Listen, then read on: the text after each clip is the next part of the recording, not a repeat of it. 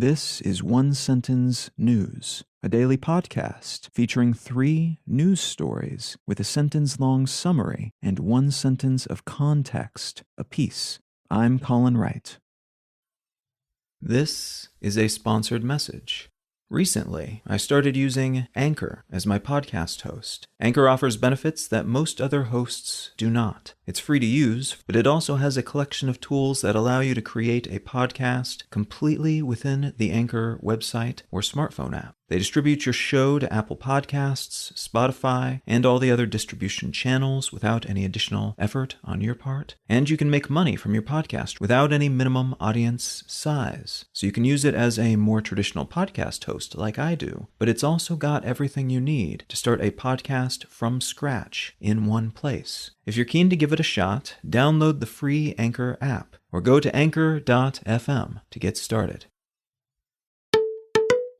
It's Tuesday, May 3rd, 2022. Let's talk about the news. From the New York Times, Russia-Ukraine war summary. The EU is reportedly planning a phase-out of Russian crude oil imports in their next round of sanctions, now that Germany has dropped their opposition to the concept. But Hungary's leadership have said they would veto such a measure. There's evidence that Russia is shifting its local reporting on the invasion to frame it less as a conflict with Ukraine and more as a conflict with the West. Russia has made a nearly $650 million debt payment in US dollars in accordance with its contract, staving off default for the time being. And there are unconfirmed, and these are very unconfirmed, so take this with a whole shaker of salt as a sort of big news if true, but far from being confirmed, and only a rumor right now type of data point, that Russia's highest-ranking officer, General Valery Gerasimov, visited the Donbass front line and may have been wounded during that visit, alongside dozens of Russian soldiers.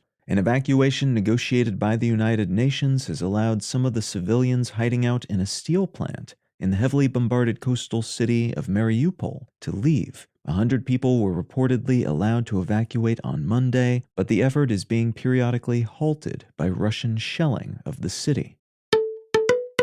From NPR News, New Zealand welcomes back tourists as it eases pandemic rules. The New Zealand government has dropped most of its pandemic-era travel limitations on foreign tourists from about 60 countries after more than 2 years of border lockdowns. International travel into New Zealand ceased in early 2020 as the country tried to keep infection levels as close to zero as possible, with significant success for most of that period. But that success came at the cost of their international tourism industry, which accounts for about 20% of their foreign income and more than 5% of their overall economy. New Zealand welcomed tourists from Australia beginning about 3 weeks ago, and now vaccinated people coming in from about 60 countries will be able to visit as well.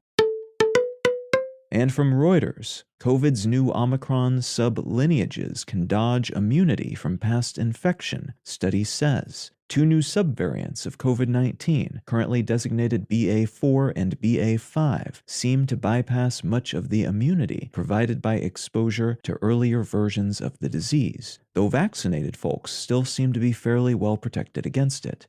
Reports about these new subvariants are not particularly welcome, especially if the subvariants prove to be even more infectious than BA2, which itself is more infectious than Omicron, which was more infectious than Alpha and Delta versions of the disease. This news is coming out of South Africa, too, where the Omicron variant of COVID was originally detected and spread, so there are echoes of the late 2021 and early 2022 global waves in this study's findings. Though another recent report shows that COVID-19 deaths are down 10% this week, which brings those numbers to their lowest point since the very beginning of the pandemic, which is being seen as pretty good news.